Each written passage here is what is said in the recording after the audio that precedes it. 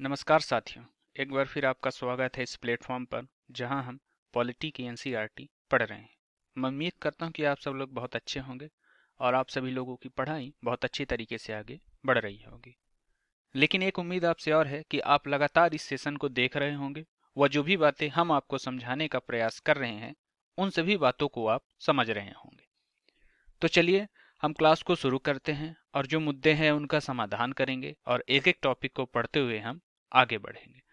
तो इससे पहले हमने 3 लेक्चर कंप्लीट कर चुके हैं। जिन भाइयों ने या फिर जिन दोस्तों ने उन लेक्चर को देखा है अच्छी बात है, जिन्होंने नहीं देखा है तो मैं उसका डिस्क्रिप्शन में लिंक भी उपलब्ध करा दूंगा और आई बटन में मैंने ये प्लेलिस्ट आपके लिए उपलब्ध करा दी है, तो आप वहां से भी जाके इस लेक्चर को, इसके पहले के लेक्चर को देख सकते हैं। तो चलिए आज का चैप्टर नंबर 4 शुरू करते हैं और देखते हैं कि आज के चैप्टर में क्या है। आज जो हमारा चैप्टर 4 है उसकी थीम है कार्यपालिका। हम इसमें पढ़ेंगे कि कार्यपालिका क्या है, कार्यपालिका से जुड़े विभिन्न मुद्दे हम उसकी जानकारी लेंगे, है ना। और इसके परिचय में जैसे देखेंगे कि क्या है कार्यपालिका, तो विधायिका, कार्यपालिका और न्यायपालिका सरकार के 3 अंग होते हैं, है ना। ये तीनों मिलकर शासन का कार्य करते हैं। तो कहने का तात्पर्य ऐसा है कि जो शासन चलाया जाता है, जो शासन होता है, उसको जो महत्वपूर्ण योगदान होता है वो विधायिका का होता है, जो नियम बनाते हैं। कार्यपालिका उन नियमों का संरक्षण और न्यायपालिका उन विधायिका के बनाए गए नियमों के संरक्षक होते हैं। ये क्या होते हैं? सरकार के 3 अंग होते हैं। ये तीनों मिलकर सरकार का कार्य करते हैं, शासन का कार्य करते हैं तथा कानून व्यवस्था बनाए रखने के लिए और जनता का कल्याण करने में योगदान देते हैं। संविधान यह सुनिश्चित करता है कि ये सभी एक दूसरे से तालमेल बनाकर काम करें और आपस में संतुलन बनाए रखें। संसदीय व्यवस्था में कार्यपालिका और विधायिका एक दूसरे पर आश्रित है। विधायिका कार्यपालिका को न केवल नियंत्रित करती है बल्कि उससे नियंत्रित भी होती है ना। तो इस अध्याय में हम क्या देखेंगे कि सरकार की कार्यपालिका के संगठन देखेंगे, संरचना और उनके कार्यों का अध्ययन करेंगे। इस अध्याय में हमें यह भी पता चलेगा कि कुछ समय में राजनीतिक व्यवहार के कारण जो परिवर्तन हुए हैं उनमें क्या क्या परिवर्तन हुई, किन किन वजहों से वो परिवर्तन हुए हैं। तो कहने का तात्पर्य ऐसा है कि इस अध्याय से हम संसदीय और राष्ट्रपति प्रणाली की कार्यपालिका में अंतर समझ सकेंगे कि संसदीय कार्यपालिका क्या है और राष्ट्रपति प्रणाली की कार्यपालिका क्या है। भारत के राष्ट्रपति की संवैधानिक स्थिति को समझेंगे। मंत्रिपरिषद की संरचना और कार्यों के बारे में जान सकेंगे। प्रशासनिक मशीनरी और महत्व और कार्यों के बारे में हम जान सकेंगे। तो इस तरह से आज है ये हमारा चैप्टर 4 शुरू होता है। तो हम देखेंगे स्मरणीय बिंदु। तो इसमें कार्यपालिका के बारे में बताया गया कि कार्यपालिका का मतलब क्या है, कार्यपालिका है क्या मुख्यतः। तो कार्यपालिका व्यक्तियों के उस समूह से है जो कायदे कानून का संगठन प्रतिदिन लागू करते हैं। कार्यपालिका 2 प्रकार की होती है ना। तो कार्यपालिका में क्या होता है? व्यक्तियों का ऐसा समूह जो कायदे व कानून को, संगठन को, जो कायदे कानून का जो संगठन होता है उसको प्रतिदिन लागू करते हैं, है ना। तो इस हिसाब से कार्यपालिका 2 प्रकार की होती है। पहली क्या हो गई? सामूहिक नेतृत्व के सिद्धांत पर आधारित संसदीय एवं अर्ध अध्यात्मक शासन व्यवस्था, है ना। और दूसरा क्या होता है कि एक व्यक्ति के नेतृत्व के सिद्धांत पर आधारित प्रणाली में अध्यात्मक शासन व्यवस्था। तो इस तरह ये कार्यपालिका के 2 प्रकार होते हैं। अब हम देखेंगे जो संसदीय व्यवस्था में होता है, क्या होता है? राष्ट्रपति होता है या राजा और औपचारिक या नाम मात्र का प्रधान होता है। वास्तविक शक्ति किसके पास होती है? प्रधानमंत्री व मंत्रिमंडल के पास होती है। जैसे भारत और ब्रिटेन में क्या होता है? जैसे भारत में क्या है? आपका राष्ट्रपति है ना। वैसे ब्रिटेन में क्या है कि राजा है, जो औपचारिक या नाम मात्र का प्रधान होता है। बाकी वास्तविक शक्तियां अपने प्रधानमंत्री और उनके मंत्रिमंडल के पास होती है। अर्ध अध्यात्मक व्यवस्था में राष्ट्रपति व प्रधानमंत्री दोनों होते हैं। इस व्यवस्था में राष्ट्रपति को महत्वपूर्ण शक्तियां प्राप्त होती हैं और कभी कभी ये दोनों एक दल के या विरोधी दल के भी हो सकते हैं, जिनमें विरोध हो सकता है। तो ये क्या होती है? इस तरह की शासन व्यवस्था कार्यपालिका उतनी सही नहीं मानी जाती, क्योंकि जब विरोध होगा तो उस हिसाब से शासन नहीं चल पाएगा। शासन नहीं चलेगा तो देश का विकास नहीं हो पाएगा, समाज का विकास नहीं हो पाएगा। और क्या है? अध्यात्मक व्यवस्था में क्या होता है कि राष्ट्रपति और राज्य सरकार दोनों प्रधान होते हैं, इसलिए राष्ट्रपति बहुत शक्तिशाली होता है। जैसे आपके हिसाब से देख सकते हैं अमेरिका में क्या होता है? राष्ट्रपति के पास वास्तविक शक्तियां राष्ट्रपति के पास होती राष्ट्रपति के पास ही होती हैं। जो क्या होते हैं? वो सबसे शक्तिशाली वहां का प्रधान होता है। अच्छा, भारत को 1935 के अधिनियमों के अंतर्गत व्यवस्था के संचालन का अनुभव हो चुका था, है ना। भारतीय संविधान ने संसदीय प्रणाली को अपना लिया था, क्योंकि क्या हुआ था? कार्यपालिका जो थी वो जनता के प्रति उत्तरदायी थी और उनसे ही नियंत्रित थी। इसलिए क्या था कि राष्ट्रीय व प्रांतीय स्तर पर भी उसे स्वीकारा गया। तो भारत ने जब अपना 1919-1935 की शासन व्यवस्था को देखा तो उससे उसे पता चला कि भाई जो जनता द्वारा शासित होगा, जनता के जो चुने हुए जो लोकतंत्र में जो नेता बैठे होंगे वो ज्यादा नियंत्रित रूप से कार्य कर सकेंगे। इसलिए भारत में ऐसी व्यवस्था लागू की गई। अब क्या है कि भारत में जो होता है वास्तविक शक्ति प्रधानमंत्री के पास होती है और औपचारिक रूप से प्रधान राष्ट्रपति होता है। मतलब कागजों पर कागजी कार्यवाही के दौरान राष्ट्रपति ही प्रधान होता है, लेकिन जो वास्तविक शक्तियां होती है, जो नियम कानून बनाने का जिसके पास ताकत होती है, वो प्रधानमंत्री होता है। राष्ट्रपति क्या होता है, निर्वाचित विधायक और संसद के सदस्यों द्वारा एकल संक्रमणीय मत प्रणाली द्वारा 5 वर्ष के लिए चुना जाता है ना। तो इसमें क्या होता है कि राष्ट्रपति एकल संक्रमणीय मत प्रणाली के द्वारा 5 वर्ष के लिए चुना जाता है, और चुनता कौन है, जो विधायक होते हैं राज्यों के, है ना, और जो सांसद होते हैं। तो इस तरह से उसका चुनाव होता है। तो राष्ट्रपति के पास कार्यकारी, विधायी, कानूनी व आपातकालीन शक्तियां प्राप्त हैं। राष्ट्रपति को कुछ विशेषाधिकार भी प्राप्त है ना। जैसे राष्ट्रपति द्वारा राज्यों में राज्यपाल की नियुक्ति किया जाता है। भारत को उपराष्ट्रपति राज्यसभा का पदेन सभापति होता है ना। तो इस तरह क्या होता है कि जो राष्ट्रपति होता है उसका चुनाव जो होता है संसद और विधायकों द्वारा होता है, उनके एकल संक्रमणीय मत द्वारा होता है, जिसमें क्या होता है उनका जो वोट का प्रतिशत होता है या वोट का जो क्षेत्र होता है वो बटा हुआ होता है ना। इसको कुछ आपातकालीन शक्तियां प्राप्त हैं, जैसे आपका राष्ट्रपति शासन लगाना हो, आपातकाल लगाना हो, तो क्या होता है कि बिना राष्ट्रपति के अनुशंसा के, बिना राष्ट्रपति के वो लागू नहीं हो सकता। राष्ट्रपति कुछ विशेषाधिकार प्राप्त है, जैसे मृत्यु से लेकर क्षमादान और विभिन्न कार्यवाही द्वारा व्यक्ति को सजा को कम किया जाना, ये सब राष्ट्रपति को विशेषाधिकार प्राप्त है। और राष्ट्रपति ही राज्यों के लिए राज्यपाल नियुक्त करता है। अब प्रधानमंत्री जो होता है लोकसभा के बहुमत दल का नेता होता है। मतलब प्रधानमंत्री वही होगा जो लोकसभा में जिसका बहुमत होगा, जिस पार्टी का बहुमत होगा वो अपने पार्टी से किसी एक को प्रधानमंत्री पद के लिए नामांकित करती है, वह राष्ट्रपति द्वारा नियुक्त किया जाता है। मतलब कहने का ऐसा है कि जो प्रधानमंत्री होगा उसकी नियुक्ति कौन करता है, राष्ट्रपति। शपथ कौन दिलाता है, राष्ट्रपति। अल्पमत होने पर अपना पद छोड़ना पड़ सकता है। मतलब ऐसा होता है कि अगर वास्तविक शक्तियां, कहने का मतलब कि लोकसभा में जब आपका वर्चस्व नहीं रहता है तो फिर आपको जो होता है अपना पद छोड़ना पड़ता है। इसके लिए क्या होता है, नो कॉन्फिडेंस मोशन जैसे लगता है ना, इस लाया जाता है विपक्षी दल द्वारा, जिससे क्या रहता है अगर उनका वर्चस्व नहीं रह जाता, पार्टी का उन पर विश्वास मत नहीं रह पाता, तो उनके अपना पद छोड़ना पड़ता है। 1989 में ऐसे अनेक अवसर आए जब किसी दल को पूर्ण बहुमत नहीं मिला, तब गठबंधन की सरकार बनी, है ना। इस प्रक्रिया में क्या हुआ था कि प्रधानमंत्री के एक मध्यस्थ की भूमिका निभानी पड़ती थी। राज्यों में इसी प्रकार लोकतांत्रिक कार्यपालिका होती है। मुख्यमंत्री विधानसभा में बहुमत दल का नेता होता है। राज्य स्तर पर भी संसदनात्मक व्यवस्था के सिद्धांत लागू होते हैं। मतलब जैसा केंद्र में होता है उसी हिसाब से राज्य में भी होता है। सरकार में सिविल सेवा के सदस्यों की भर्ती संघ लोक सेवा आयोग करता है। संघ लोक सेवा आयोग के बारे में जैसे आपको पता होगा, है ना, ये क्या करता है, जैसे कलेक्टर, आईपीएस, आईएएस और महत्वपूर्ण जो अधिकारी हो गए हर कैडर के, उनका चुनाव इसी के द्वारा होता है ना। तो इस तरह इसका राज्य में राज्य लोक सेवा आयोग भी होता है ना। ये अधिकारी प्रांतीय स्तर पर शीर्षस्थ नौकरशाही की रीढ़ होते हैं। मतलब जो नॉर्मल नौकरशाही हो गई और एक होती है जो शीर्ष स्तर पर होती है, उनकी जो रीढ़ की हड्डी होती है वो इस हिसाब से राज्य लोक सेवा आयोग या फिर केंद्र सेवा आयोग के द्वारा चुने जाते हैं। नौकरशाही वह माध्यम है जिसके द्वारा सरकार की लोकहितकारी नीतियां जनता तक पहुंचती हैं। मतलब नीतियां तो बन जाती हैं, अब उनको क्रियान्वयन करना है, लोगों तक पहुंच करना है, जन सुलभ कराना है, तो वो किसके द्वारा होता है, नौकरशाही के माध्यम से होता है।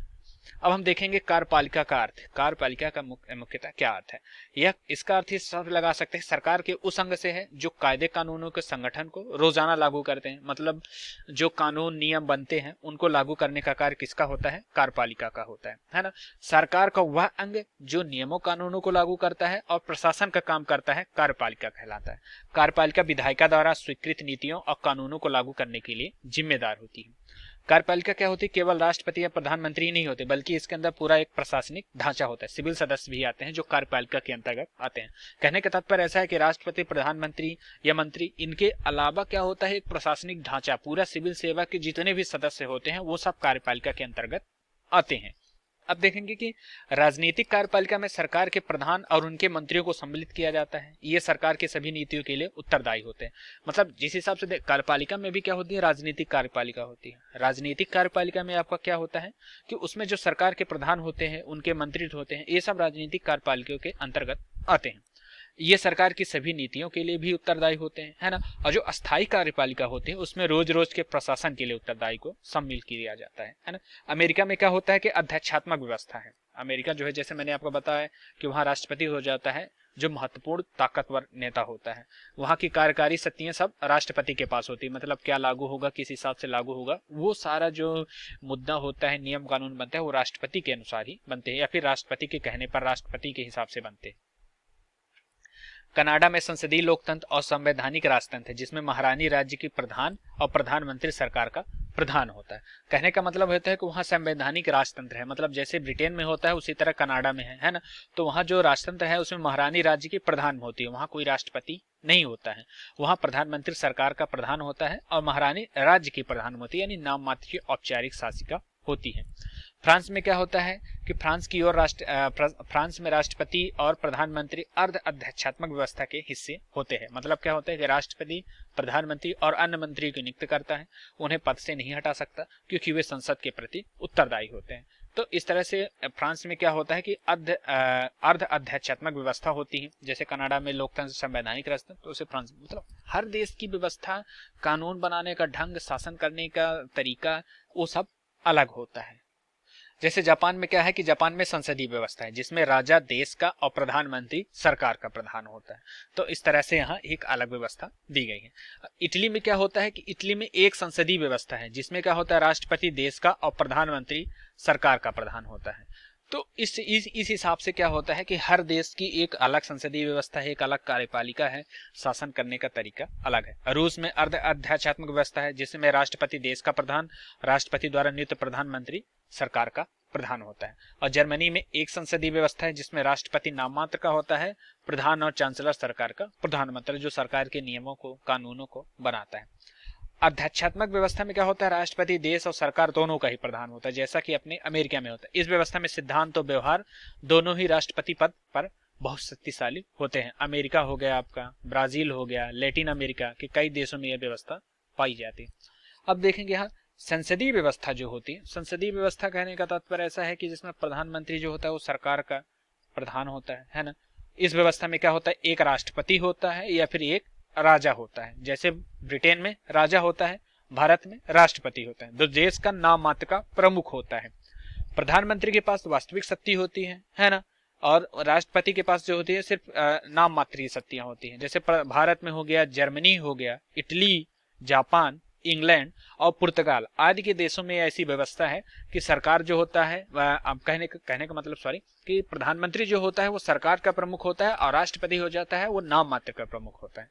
अर्ध अध्यक्षात्मक व्यवस्था में राष्ट्रपति प्रधानमंत्री दोनों होते हैं, लेकिन राष्ट्रपति को दैनिक कार्यों के संपादन में महत्वपूर्ण शक्तियां प्राप्त होती हैं। जैसे जो रोज के कार्यक्रम, जो नीतियां बनती है, उसमें जो चलता है वो राष्ट्रपति का ही चलता है। और जैसे इसके उदाहरण के रूप में आप फ्रांस, रूस और श्रीलंका में ऐसी व्यवस्था आप दे सकते हैं। अब हम देखेंगे कि भारत की संसदीय कार्यपालिका, भारत की जो संसदीय कार्यपालिका हो, हमारे संविधान निर्माता यह चाहते थे सरकार ऐसी हो जो जनता की अपेक्षाओं के प्रति संवेदनशील हो और उत्तरदायी हो। ऐसा केवल कौन करता है, केवल संसदीय कार्यपालिका में ही हो सकता है। अध्यक्षात्मक कार्यपालिका, क्योंकि राष्ट्रपति के पास बहुत सी शक्तियां होती हैं, इसमें व्यक्ति पूजा का खतरा बना रहता है। संविधान निर्माता एक ऐसी सरकार चाहते थे जिसमें एक शक्तिशाली कार्यपालिका हो, लेकिन उसके साथ साथ व्यक्ति के पूंजी पर पर्याप्त अंकुश भी लग सके। कहने का तात्पर्य ऐसा है कि अगर राष्ट्रपति को ही सारी शक्तियां दे दी जाएंगी, तो चूंकि राष्ट्रपति क्या होता है, जनता द्वारा चुना नहीं होता है, तो सरकार जनता के प्रति ज्यादा जवाबदेह नहीं होता है। तो अगर उसके पास कार्यकारी और सारी विधायी शक्तियां प्राप्त हो जाएं तो वो कुछ भी कर सकता है। कहने का मतलब कुछ भी नियम अनुसार कुछ भी बना सकता है। और जो संसदीय व्यवस्था में कार्यपालिका विधायिका जनता के प्रति उत्तरदायी है और नियंत्रित भी होती है। इसलिए संविधान ने क्या किया था कि राष्ट्रीय और प्रांतीय दोनों स्तर पर संसदीय कार्यपालिका की व्यवस्था को स्वीकारा, जिससे क्या है कि राजतंत्र न रहने पाए, डिक्टेटरशिप न रहने पाए, जनता द्वारा, जनता के लोगों द्वारा ही शासन हो। इस हिसाब से वैसी व्यवस्था की गई है। भारत में इस व्यवस्था में राष्ट्रपति औपचारिक प्रधान होता है तथा प्रधानमंत्री और मंत्रिपरिषद राष्ट्रीय स्तर पर सरकार चलाते हैं, है ना। राज्यों के स्तर पर राज्यपाल, मुख्यमंत्री और मंत्रिपरिषद मिलकर कार्यपालिका बनाते हैं। तो केंद्र में प्रधानमंत्री और मंत्रिपरिषद हो गए, और राज्यों में क्या होता है कि मुख्यमंत्री हो गया, राज्यपाल हो गया और मंत्रिपरिषद हो गया। तो इस तरह से केंद्र और राज्य में कार्यपालिका बनती है। औपचारिक रूप से जैसे हम देखेंगे कि संघ में कार्यपालिका जो शक्तियां दी गई हैं वो राष्ट्रपति को दी गई, मतलब नाम मात्र की जो शक्तियां हैं वो राष्ट्रपति के लिए, परंतु वास्तविक शक्तियां प्रधानमंत्री और प्रधानमंत्री से संबंधित मंत्रिपरिषद के माध्यम से राष्ट्रपति इन शक्तियों का प्रयोग करता है। राष्ट्रपति जो होता है 5 वर्ष के लिए चुना जाता है, वह भी अप्रत्यक्ष तरीके से निर्वाचित सांसद और विधायक, जैसा हम चर्चा कर चुके हैं। यह निर्वाचन समानुपातिक प्रतिनिधित्व की प्रणाली और एकल संक्रमणी मत के सिद्धांत के अनुसार होती है। संसद जो होती है और राष्ट्रपति पर महाभियोग की प्रक्रिया से उसे पद से हटा भी सकती है। महाभियोग केवल संविधान के उल्लंघन के आधार पर ही लगाया जाता है, मतलब अनैतिक तरीके पर जब आप राष्ट्रपति कुछ निर्णय लेता है तो उस पर महाभियोग लगाकर उसे हटाया जा सकता है। अब देखेंगे राष्ट्रपति की सत्ता और इसकी स्थिति क्या है। एक औपचारिक प्रधान है राष्ट्रपति, है ना। राष्ट्रपति वैसे तो बहुत सारी कार्यकारी, विधायी, कानून बनाना, कानून और आपात शक्तियां प्राप्त है, परंतु इन सभी शक्तियों का प्रयोग वह मंत्रिपरिषद यानी प्रधानमंत्री की अध्यक्षता वाली मंत्रिपरिषद की सलाह पर ही कर सकता है। वो अपने स्वविवेक पर ऐसा नहीं कर सकता।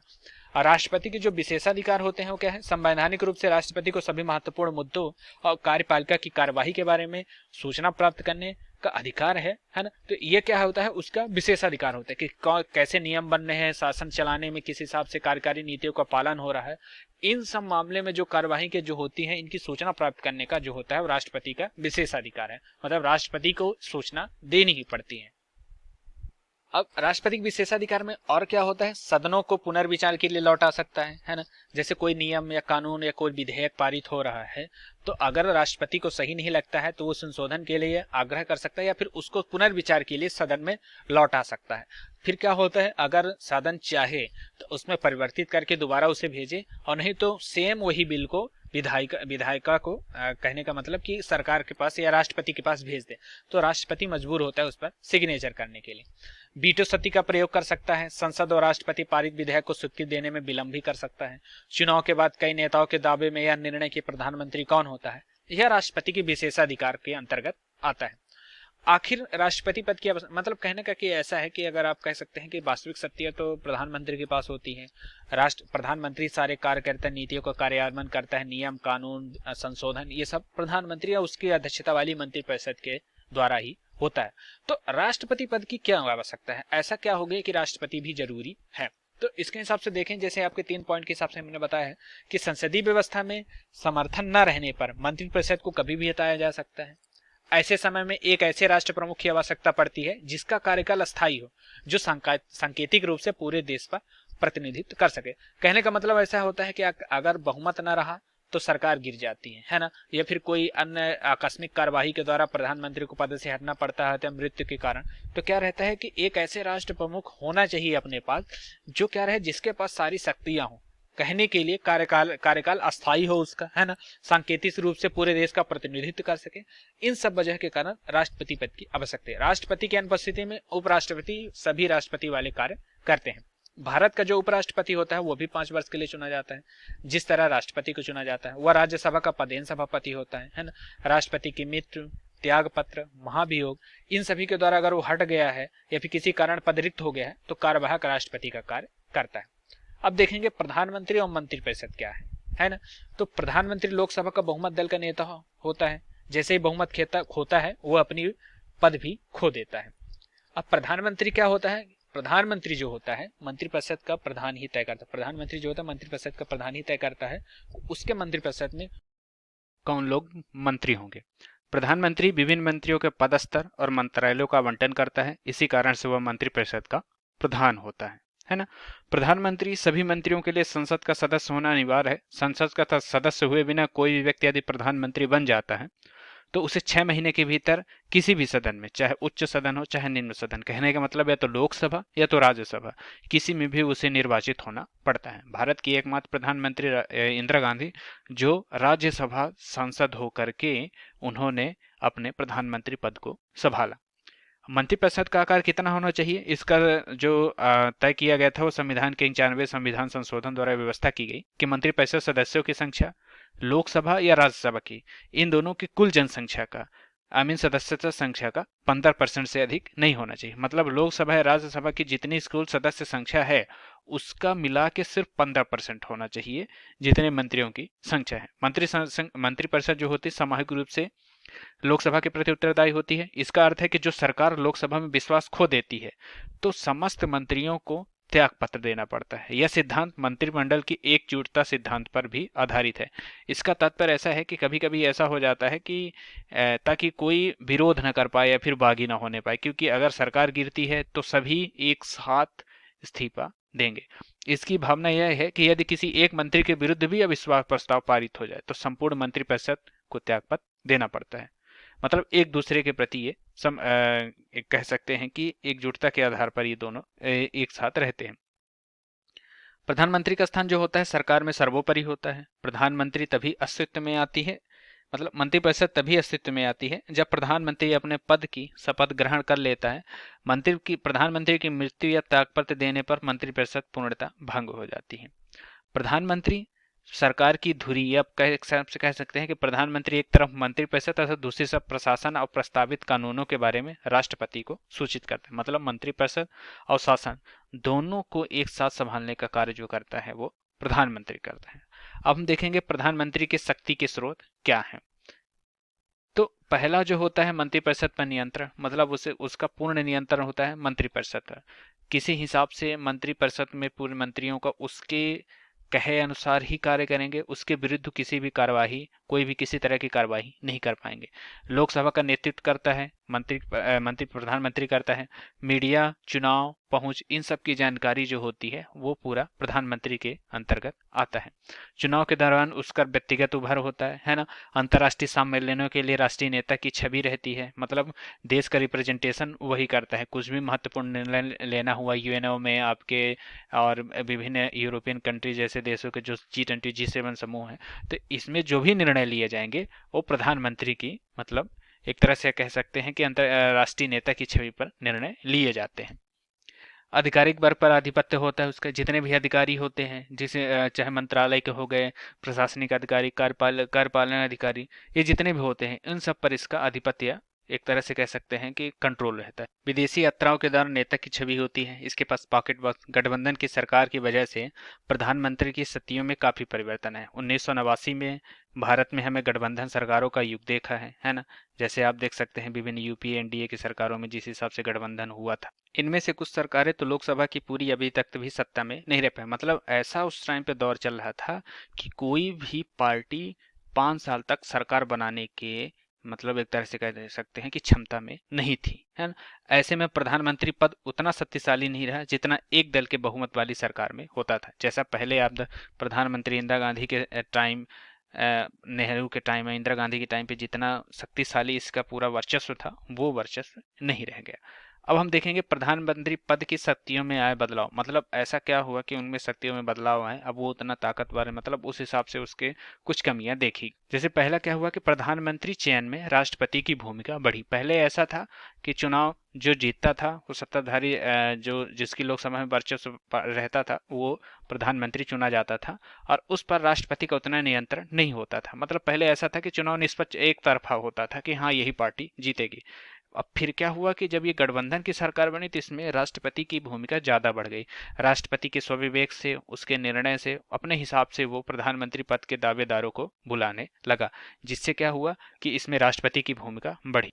राजनीतिक सहयोगियों से परामर्श की प्रवृत्ति बढ़ी। मतलब ऐसा होने लगा कि अब जो प्रधानमंत्री पद का दावेदार होता है उसमें जितने राजनीतिक सहयोगी सहयोगी पार्टी होगी उनसे परामर्श करना पड़ रहा है, जिससे क्या हुआ कि जो वो एक तरह से ठोस निर्णय जो लेने की प्रवृत्ति थी उसमें कमी आई। मतलब किसी भी विदेशी मामलों में, राज्य के आंतरिक मामलों में, इंटरनल सिक्योरिटी हो गई, कुछ भी हो गए, तो जो वो ठोस निर्णय पहले प्रधानमंत्री ले सकता था बिना किसी हिचक के, अब क्या हो गया है, कुछ लोगों से, पार्टी से, नेताओं से, राजनीतिक सहयोगियों से परामर्श लेना पड़ता है, जिससे क्या हो रहा है कि निर्णय लेने में देरी हो रही है और साथ ही साथ उतना ठोस निर्णय नहीं लिया जा रहा।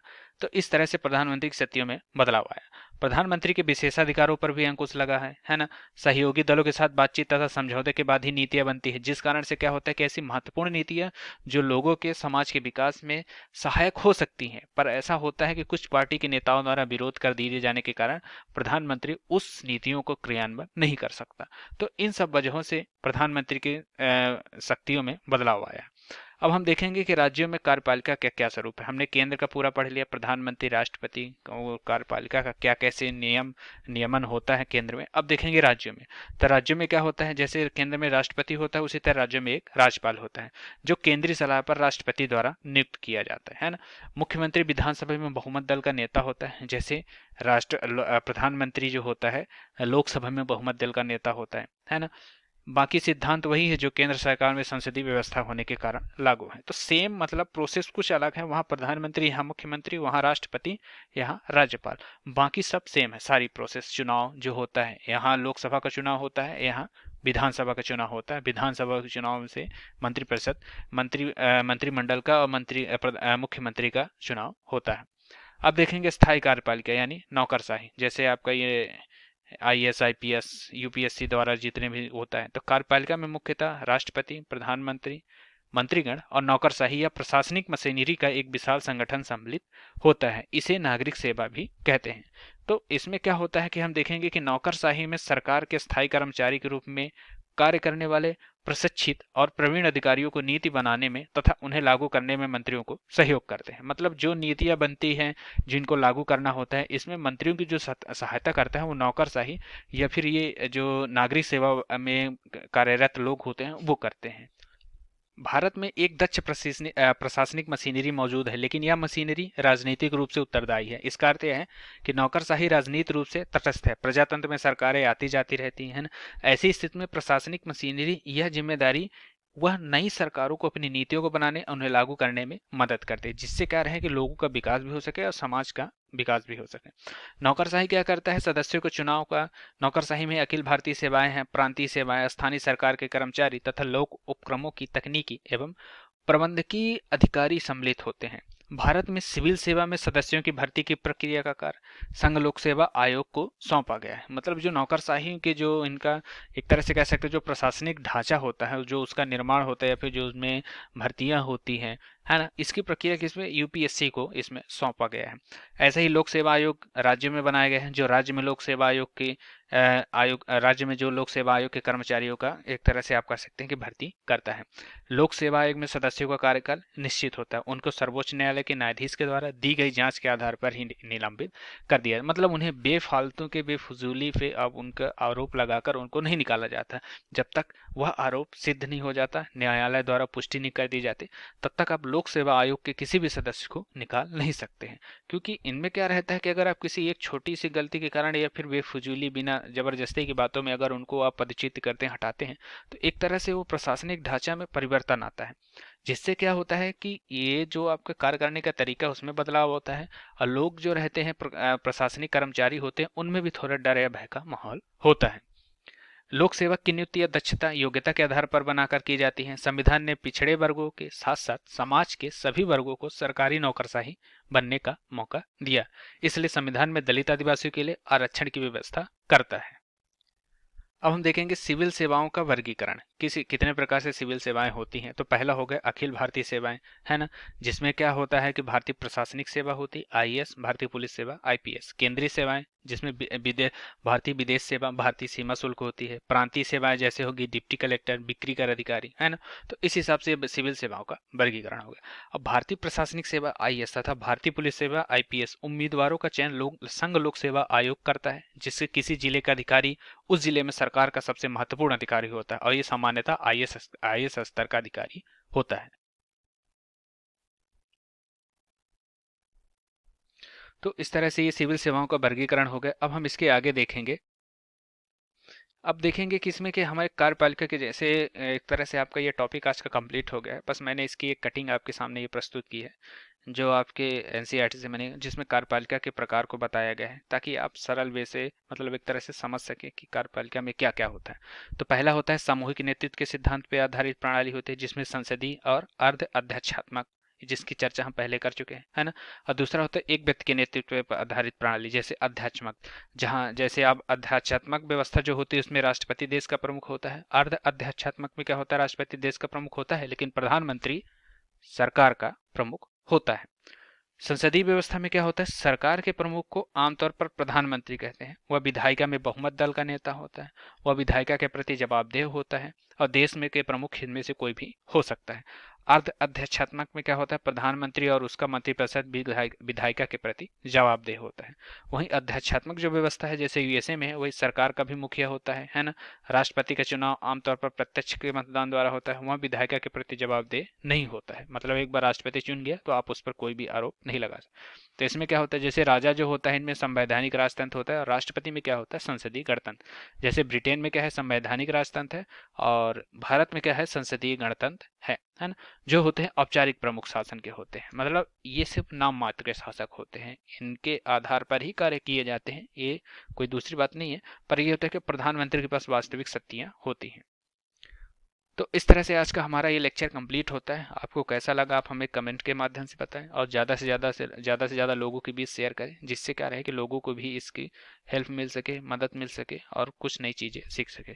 तो आप लोग इसी तरह साथ में बने रहिए, अपना प्यार देते रहिए और लाइक और सब्सक्राइब करते रहिए। धन्यवाद आप सभी लोगों का।